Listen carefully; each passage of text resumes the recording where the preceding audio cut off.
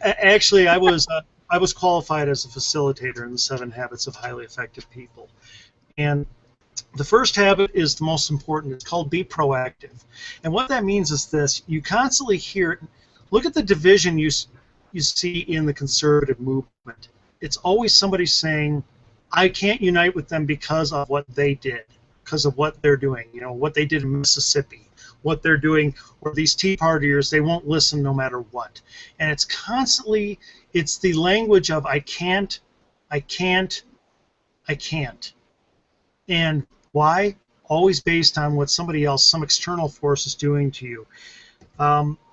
This gets to get a little psychological here. This kind of gets back to the whole nature versus nurture thing. We always talk about, what programs us more, our nature, our genetics, or the nurture, all the experiences in our life, like how we were raised and everything acting on us until now. And we think that those two combine and make us act the way we act today. That's why I have a short temper. I can't help it. That's why that's why I eat too much chocolate. I can't help it. That's why I'm an alcoholic. I can't help it. And what the 7 Habits tells you is, wait, there's a much more powerful factor. Those are factors, nature, nurture, but there's a much more powerful factor, and that is choice. See, what matters most is not how you were born or all the things that have acted upon you since then. What matters is what you choose to do with all that input. What matters is what you choose to become. What matters is what you choose to be in any situation.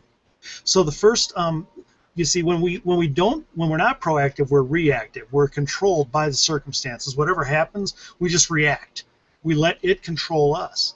And what we see a lot in the conservative movement is we see people lashing out in anger and negativity and rage. What they're doing is they're letting others control them. For instance, I hear people say, Mitch McConnell said we're going to beat all those Tea Partiers in the primaries, and that got out there. And you see a lot of people use that as their excuse. Well, I can't work with him. I'm not going to work with him. I can't work with them. Yes, but you're helping Democrats. It's going to hurt you in the long run. You know that. Doesn't matter. I can't. I'm helpless. I can't rise above it. Yes, you can. See, Mitch McConnell doesn't control you, either by doing good things or bad. You control you. You're not controlled by your programming, and you're not controlled by the situations in life hitting on your keyboard now, because you're not a computer. You're a person who chooses your own way.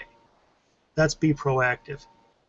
The second habit is called, and the first one's the longest. The second one, they get quicker. The second one is begin with the end in mind. Now that you've realized, hey, I'm free. I choose what I'm going to be in this situation. Then imagine what you want to be in that situation, whatever it is. At the end of this situation, at the end of this interaction, at the end of this day at work, if I look back on it, what would I be? How would I be proud of myself? What would make me feel good? How would I have acted that would be good? Okay? Write that script mentally, really quick. Imagine yourself doing what you wish you'd do. Become the person you want to be. So begin with the end in mind. Set a goal and shoot for it. Well, obviously, politically, the goal is we need to win. If we don't win, the losers will never govern. The winners govern the losers. And as we've seen with Barack Obama, the repercussions of that are disastrous. So we have to win. That's the goal. We can unite. We're not helpless, and we have to win.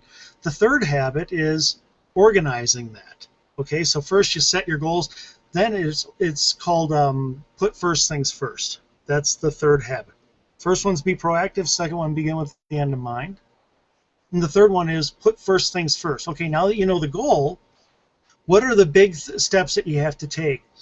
Stephen Covey uses a great illustration. I mentioned this in the writing, where he puts a few jars on a table, and one has these big rocks in it, and the next one has much smaller rocks, like pebbles, and the next one has like gravel or sand, very small. And he asks this person, then he puts another empty jar on the table, and he asks this person, okay, get all the rocks from all these three into that jar, and it looks impossible. And they struggle to do it. And then he shows them how. And the key is put the big rocks in first.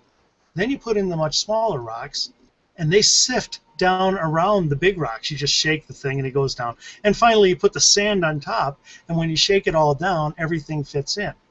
Well, that's true of our lives as well. How many people, and for those who are young, a lot younger than me, you may not relate to this, but how many people who are in their 40s, 50s, and so forth, they had big things they wanted to accomplish in their life, and now it's 2, 3 decades later, and they realize they were so busy on all the little things that the big things went completely undone, and their life is not fulfilling any of their purpose. They set that goal, what mattered in life. I want to become this. I want to do that. I want to be much closer to my kids. I want to move up the ladder at work. I want to become this, whatever. And none of it ever happens, and they realize, my gosh, I spent all this time sticking in the little rocks first, not spending time in the big stuff. By putting first things first, you're able to reach your goals that you set in habit 2 far more effectively. In the conservative movement, that means that we have to put first things first, which means we have to unite us and draw others. We can't major on every little issue and be a one-issue voter. If I don't get my issue, we're all going to divide. Hypothetically, if you had all these people, you have the people, let's say, who are like me, very strongly pro-life, and they say, okay, if the candidate's not pro-life, I won't vote for him. Okay, and the next person says, if the candidate fudges on amnesty, I won't vote for him. And the next one says, if the candidate isn't 100% pro-gun, I mean, if they even want background checks, I won't vote for him. And you list off 10 or 12 issues. Guaranteed, in that 10 or 12 issues, almost every candidate's going to fall short on 2 or 3, which means no matter what, you're going to have sections of conservatism stay out of the race, and you'll lose. Because you didn't put the big rocks in first. And the big rocks are, we have to unite us and draw others to us. See, you put in little rocks, made those more important, and you lose every election by doing that. And we had 10 guys, or mostly guys, in the last presidential debates trying to win. And I keep telling people, we didn't lose because Romney was our candidate. We would have lost no matter which one was, because no matter which one was, vast sections of conservatism would have stayed home, not voted.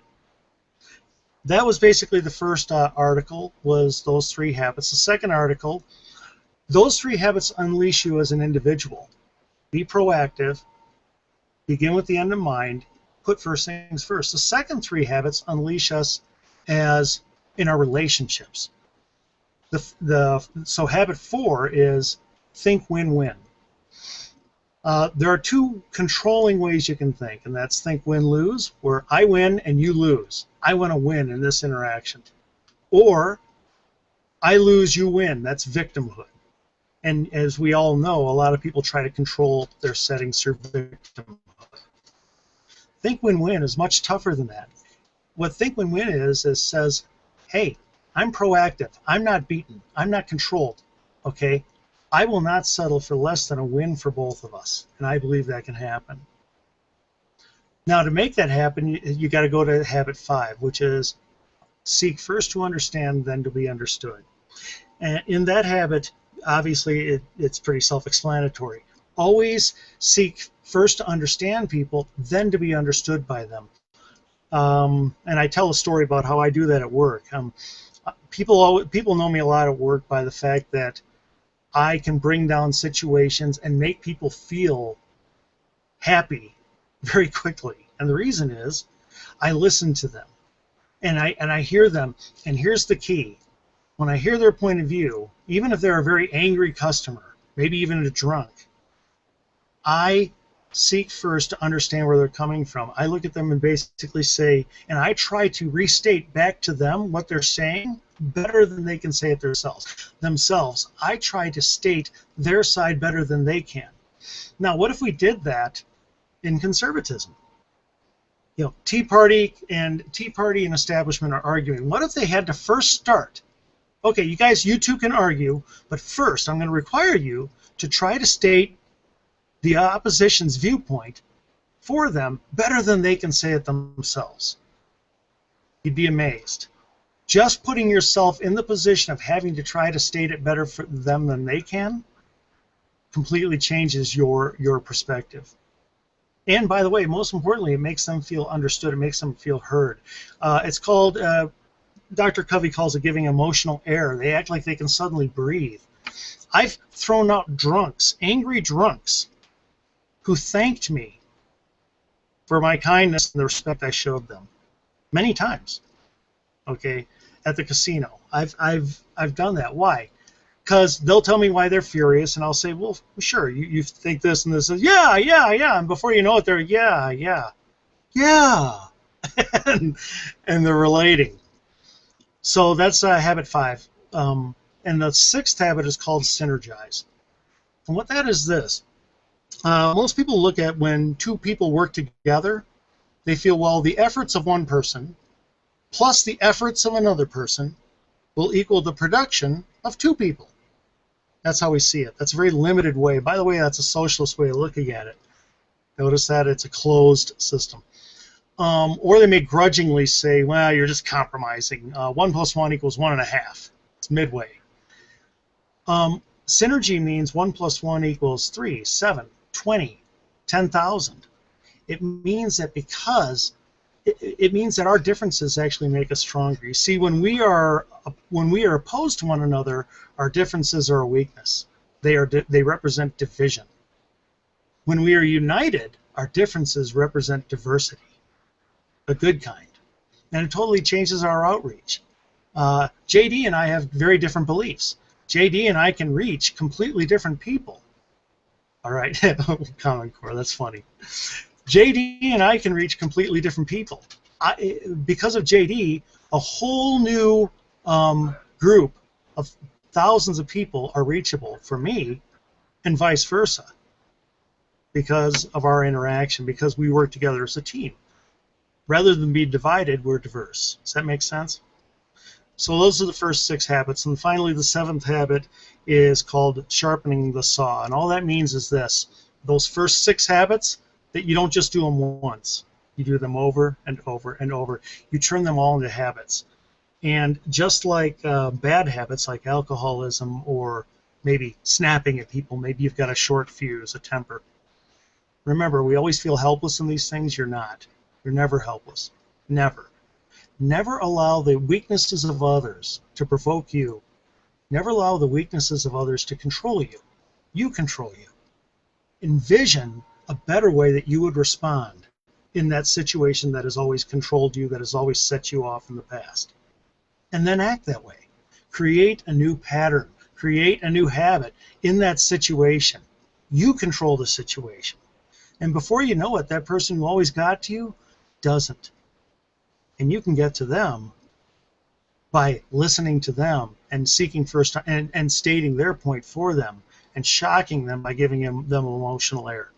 Habit 7 is renewing daily all 7 habits. It's kind of like working out a prayer. You don't just do it once. You do it all the time.